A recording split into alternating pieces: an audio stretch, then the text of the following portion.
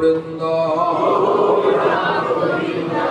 আমার বলুন, ভজ শ্রী কৃষ্ণ চৈতন্য প্রভু নিত্যানন্দ শ্রী অদ্বৈত গদাধর শিবাসাদে গৌর ভক্ত বৃন্দ।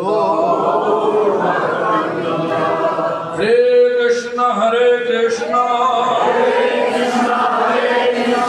কৃষ্ণ কৃষ্ণ হরে হরে, হরে রাম রাম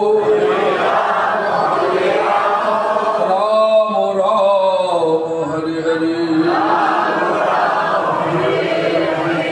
সর্বাগ্রে শ্রী ভগবানের অভিন্ন প্রকাশ বিগ্রহ, ভগবত জ্ঞান প্রদাতা, ভগবানের সেবা অধিকার প্রদানকারী, গোপীনাথ গৌরী মঠ প্রতিষ্ঠানের প্রতিষ্ঠাতা শ্রী গুরুপাদ পদ্ম নিত্য লীলা প্রবিষ্টু বিষ্ণুপাদ স্তোত্র শত শ্রী শ্রীমৎ ভক্তি প্রমোদ পুরী গোস্বামী ঠাকুর।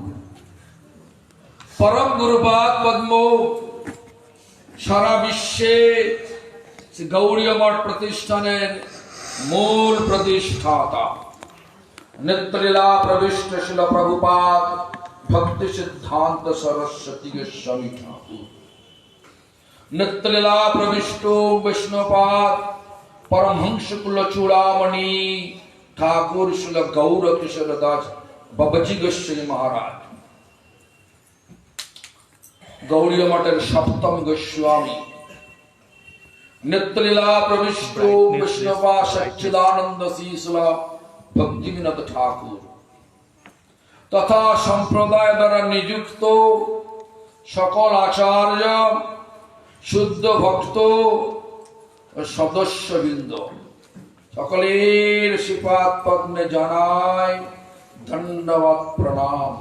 সকলে আমার প্রতি প্রসন্ন হোক। সভা উপস্থিত বিদণ্ডীপাদগণ, বৈষ্ণব বৃন্দ, বৈষ্ণবী বৃন্দা, মাতৃমণ্ডলী, সজ্জন বৃন্দ, শ্রৌতি বৃন্দ, সকলকে জানাই আমার যথাযোগ্য সম্ভাষণ। সকলে আমার প্রতি প্রসন্ন হন। আজকের আলোচ্য বিষয় সকলেই জানেন, শব্দ কোন সুদুর্লভ, সেটা আমার পূর্ববর্তী বক্তা বলেছেন। তার বলে মনুষ্য জন্মর সার্থকতা, সুদুর্লভ মনুষ্য জন্মের সার্থকতা। সার্থক মানে সফলতা। আমরা ভাবি একটা বড় বাড়ি করলে জন্মটা সার্থক হলো, কিন্তু বাড়ির সঙ্গে যাবে কি? অনেকগুলো গাড়ি করলে এই জন্ম সার্থক মনে করি, গাড়ির সঙ্গে যাবে কি? তো খারাপ হয়ে যাবে। সুন্দর কিছু ভৌতিক জিনিস লাভ করলে আমরা ভাবি আমার জীবন সার্থক হলো। না, যে কোনো ভৌতিক জিনিস, ভৌতিক মানে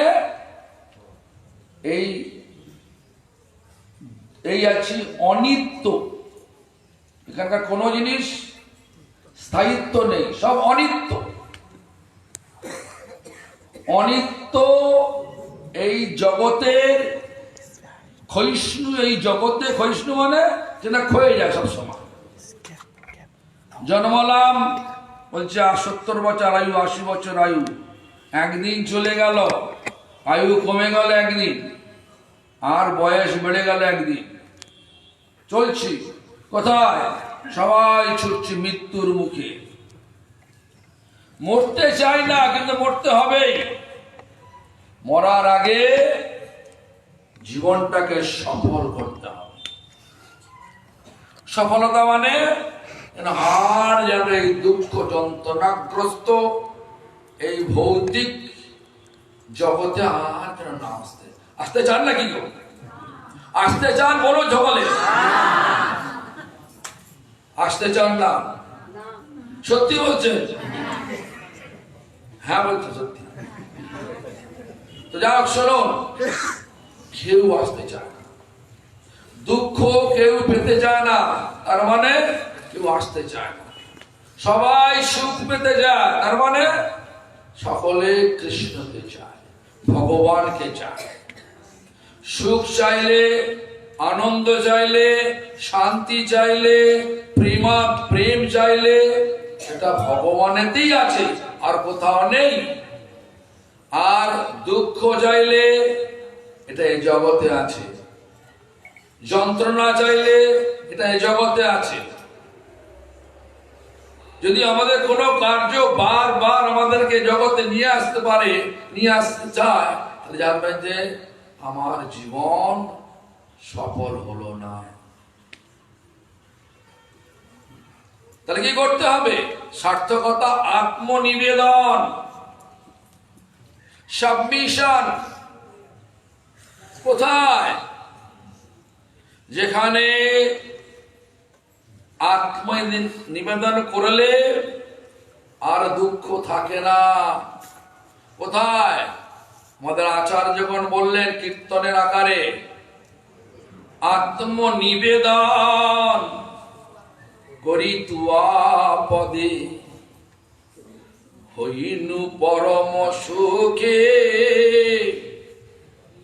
দুঃখ দূরে গেল, চিন্তা না রহিল, চৌদিকে আনন্দ দেখি। কোথায়? আত্মনিবেদন শুদ্ধ ভক্তে, ভক্ত মানে গুরু বৈষ্ণবের চরণে। তারা কোথায় নিয়ে যাবে? ভগবানের কাছে। সোজাসুজি যাওয়া যাবে না।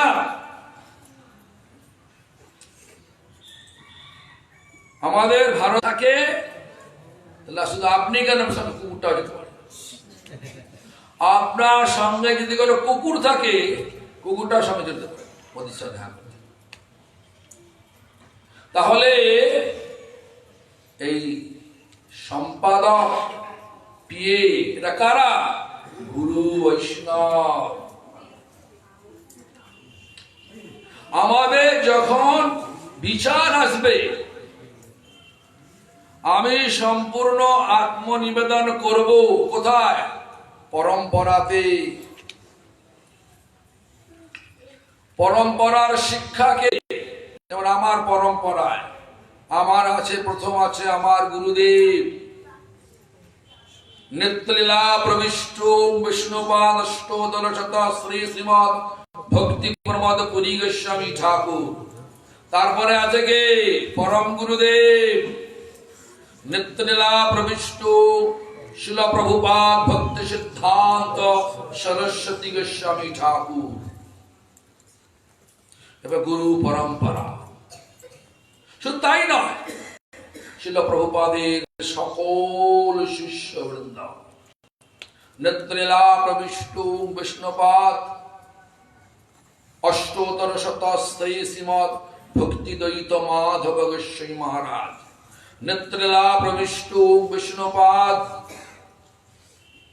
অষ্টোত্তর শত শ্রী শ্রীমৎ ভক্তি রক্ষক শ্রীধর দেব গোস্বামী মহারাজ, নিত্যলীলা প্রবিষ্ট বিষ্ণুপাদ অষ্টোত্তর শত শ্রী শ্রীমৎ ভক্তি প্রজ্ঞান কেশব গোস্বামী মহারাজ, নিত্যলীলা প্রবিষ্ট বিষ্ণুপাদ অষ্টোত্তর শত শ্রী শ্রীমৎ ভক্তি বেদান্ত স্বামী গোস্বামী মহারাজ, নিত্যলীলা প্রবিষ্ট বিষ্ণুপাদ অষ্টোত্তর শত শ্রী শ্রীমৎ ভক্তি কুমুদ সন্ত গোস্বামী মহারাজ, নিত্যলীলা প্রবিষ্ট বিষ্ণুপাদ অষ্টোত্তর শত শ্রী শ্রীমৎ ভক্তি হৃদয় মনোদেব গোস্বামী মহারাজ, নিত্যলীলা প্রবিষ্ট পূজ্য।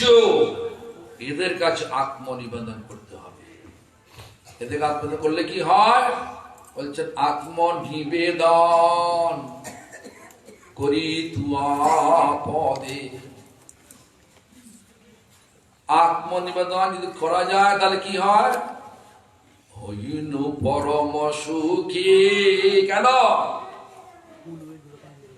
সুখের প্রতিমূর্তি স্বরূপ ভগবান শ্রীকৃষ্ণ। হরি ভজন, হরি সেবা করো। ভজন মানে সেবা। সকল জীব হরি সেবা করো। কেন? হরিকে ভুলে গেছি, তার জন্য কষ্ট পাচ্ছি। কৃষ্ণ ভুলি সেই জীব অনাদি বহির্মুখ, অতএব মায়া তারে দেয় সংসার আদি দুঃখ। কৃষ্ণকে ভুলে গিয়ে দুঃখ পাচ্ছি। এক ব্রাহ্মণ আজ থেকে প্রায় 450 বছর আগে, এক ব্রাহ্মণ, তখন 450 বছর আগে ট্রেন ছিল কি বলো, বাস ছিল কি বলুন, গাড়ি ছিল কি, যেতে হতো কি করে, এখান থেকে পুরী গেলে কি করবেন, পায়ে হেঁটে যেতে হোক। রাস্তা চলে এসেছে, মানে বালেশ্বর টালেশ্বর চলে এসেছে। যে বাড়িতে তিনি শয়ন মানে রাত্রিরে সন্ধ্যা অবস্থান করেছেন, তারা শুধু পতি পত্নী দুজনে, কোন সন্তানেতে নেই। সব ভালো হলো, মধ্যরাত্রিতে দেখছে সেই পত্নী তার ভালো সাজাগুজা করে গয়নাগাটি সব কাপড়ে বেঁধে এসে গেছে কোথায়, প্রতীক ব্রাহ্মণ প্রতীকের কাছে এসেছে। বলে চলো আমাকে নিয়ে চলো। কোথায়? পুরীতে। রথ দর্শন করব। কেন? সকাল হোক, সকালটা হোক, তোমার পতিকে বলে আমরা তিনজন একসঙ্গে যাব। ও পতি আমাদের, আমার পতি তোমার সমস্যা হলো, সমস্যা মিটিয়ে দিচ্ছি। কি করলেন? পতি তো ঘুমাচ্ছ ঘরে, কি করলো এটা মানে শেষ করে দিল, গলা কেটে গলার গদ্দান আলাদা করে দিল, গদ্দানের শরীর আলাদা করে দিল। বলে এখন তো সমস্যা শেষ, চলুন। সে ব্রাহ্মণ কোনোদিন কোনো অন্যায় করেননি, পাপ করেননি, কেন তখন করেননি না, এই অবস্থায় কখনোই না। তখন স্ত্রী পত্নী বলছে, মানে পত্নী বলছে আমার কথা শুনবে না, ঠিক আছে যা হওয়ার সেটা হলো। পাড়া প্রতিবেশী সব এসে উত্তম মন্দ মার দিয়ে তাকে বিচারে পাঠিয়ে দেওয়া হলো। আর বিচারালয়ে কি হলো, বিচার হলো, সে হাত দিয়ে চুরি করেছে, হাত দুটো কেটে দেওয়া হলো, ছেড়ে দেওয়া। এটা শোনো, আমাদের ভারতবর্ষের আইনে কিছু নেই তো, শাসন আইনের নেই, তার জন্য লোক অন্যায় করে আবার চুপ করে বসে। কিন্তু বিদেশে দেখবেন সোনার দোকান খোলা আছে, যদি কখনো যান, এমিরেটস মানে হচ্ছে, তারপরে যে চুরি করে হাত দুটো কেটে দেবে, তারপরে যে চুরি করে শুট করে দেবে, গুলি করে দেবে, কোনো বিচার নেই। অমুকের জন্য করে তোমাকে সব বলা বিষয় হবে না। যা হোক, তখন তার ভিতরে রেকামি ছিল, চুরি করে হাত দিয়ে হাত কেটে না। শাসন না থাকলে কখনো আইন মানা যাবে না, আইনকে কখনো কেউ মানবে না, অমান্য করবেই করবে। যেটা আমাদের ভারতবর্ষ হচ্ছে, শুধু বাংলায় হচ্ছে। সংসার, এই সংসারটা কৃষ্ণের, আমার নয়, আপনার নয়, কারো নয়, কৃষ্ণের সংসার। আনন্দময় হওয়া দরকার, কিন্তু কৃষ্ণকে ভুলে যাওয়ার জন্য এই সংসারটা দুঃখময় হয়ে গেছে। কৃষ্ণকে মানলে সকলকে মানবে, আর না মানলে সকলকে, যেমন আমরা কৃষ্ণকে ফাঁকি দিচ্ছি, ঠিক সেরকম করে সবাইকে ফাঁকি দেওয়ার চেষ্টা করব। যাই হোক, গেল, হাত কেটে দেওয়া হলো। কিন্তু এত প্রবল ইচ্ছা, সে গাছতলায় শুয়ে পড়লেন। সেদিনই রথযাত্রা উৎসব। জগন্নাথের রথ আর টানতে পারছে না কেউ, এক ইঞ্চি ওকে সরাতে পারছে না জগন্নাথকে। কি কারণ কেউ কিছু বুঝতে পারছে না। তখন কারণ কে বললেন? জগন্নাথ বললেন। কাকে বললেন? মূল পুরোহিতকে বললেন। কখন? মধ্যরাত্রে। কিভাবে? স্বপ্নে বললেন, হে, আমাকে কেউ নড়াতে পারবে না। আমার এক ভক্ত অমুক জায়গাত স্বপ্নাদেশ অনুযায়ী সেই মূল পুরোহিত সমস্ত পুরোহিতকে একসঙ্গে করে পালকি নিয়ে বাদ্যবাজনা সহকারে সেই দিকে চলে গেলেন। দেখলেন সত্যি একটা গাছতলার নিচে রক্তাক্ত শরীরে, একদম মলিন শরীর, সেখানে পড়ে আছে একটা ব্যক্তি। তাকে তুলে নিলেন সেই পালকির মধ্যে, তাকে নিয়ে আসলেন জগন্নাথের রথের সামনে। সে জগন্নাথকে দেখা মাত্রই জগন্নাথের রথ চলতে আরম্ভ করলো। এখন কিন্তু তারা সকলে বিশ্বাস করলো যে সত্যি করে জগন্নাথের প্রিয় ভক্ত। সকলে তার চরণ স্পর্শ করতে লাগলো। আর সে মনে মনে বলতে লাগলো, হে জগন্নাথ, আমি তো জ্ঞানত কোনোদিন কোনো কারো কাছে অন্যায় পাপ করিনি, আমার অবস্থা কেন এরকম হলো? জগন্নাথ তার স্বপ্নে এসে বললেন, হে ভক্ত, তুমি এ জন্মে কিছু করো নাই বটে, কিন্তু গত জন্মে তুমি দুটো পুকুরের মাঝখানে সরু দাঁড়িয়ে দুটো হাত এরম করেছিলে, সেজন্য গরুটা থেমে গিয়েছিল। আর সেই গরুর যে মালিক, কসাইখানার মালিক ছিল, গরুটা ধরে সে গিয়ে কি করলো বলে জবাই করে ফেললো। তাহলে কি হলো? ওরা ছিল পতি পত্নী। কসাই গরুটা কেটেছিলেন, সে গরুটা হয়ে গেল তার বউ, পত্নী। এই জন্মে তাকে কাটলো, কসাই করলো। আর তুমি হাত দিয়ে করেছিলে, হাত দুটো চলে গেল এই জন্মে, কর্মের ফল চলে গেল। এখন তোমার মুক্ত, এখন তুমি কর্মফল থেকে মুক্ত হয়ে গেলে, এখন তুমি তোমার জীবন করতে হয়। সেখানে বললেন, হরিনাম করো, নাম সংকীর্তনে হয় সর্বনর্থ নাশ, সমস্ত অনর্থ নষ্ট হয়ে যায়। কার দ্বারা? নাম সংকীর্তনের দ্বারা। তাহলে আমাদের কাছে কত সহজ হয়েছে কলিযুগের। যাবি রে ভাই ভব সিন্ধু পার, এই যে ভৌতিক জন্ম মৃত্যুর এই যে সাগরকে পার করতে গেলে শরীর রূপ নৌকা আমাদের আছে বটে, কিন্তু দরকার এক যন্ত্রণাগ্রস্ত ভবসাগরকে পার করতে পারবো। ভবসাগর পার করার এই কলিযুগের একমাত্র উপায় স্বরূপ দিয়েছেন ভগবানই দিয়েছেন, চৈতন্য মহাপ্রভু দিয়েছেন। বৃহৎ নারদীয় পুরাণ থেকে একটা শ্লোক তুলে নিলেন। সেই শ্লোকটা কি সকলে জানেন? হরের নাম,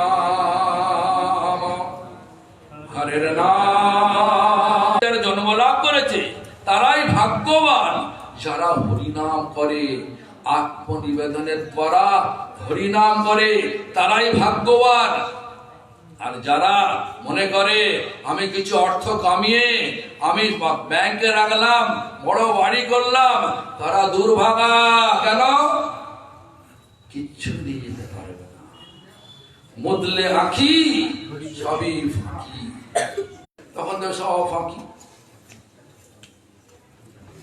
खाली हाथ में आया जाएगा भी खाली हाथ में, खाली हाथ में आया तू जा भी गान बच्चे এসেছি খালি হাত में, যাবো খালি হাত में। টানাটানি কেন? আত্মসমর্পণ করো। বাচ্চা ছেলে বলতে পারে না শীতকাল পড়েছে গরম কাপড় দাও, বলতে পারে কি? গরম কাপড়টা কে দেয়? মা বাবা দিয়ে দেয়। কৃষ্ণ আমাদের মা বাবা, গুরু বৈষ্ণব, ভগবানের অনুগ্রহ। অনুগ্রহ মানে আশীর্বাদ। আশীর্বাদ কখন পাওয়া যায়? করলে পাওয়া যায়। সেটা কি? অনুশাসনটা মানতে হবে। অনুশাসন, অনুগ্রহ, অনুভব, এই তিনটে সমান্তরাল সমান্তরাল ভাবে রয়েছে।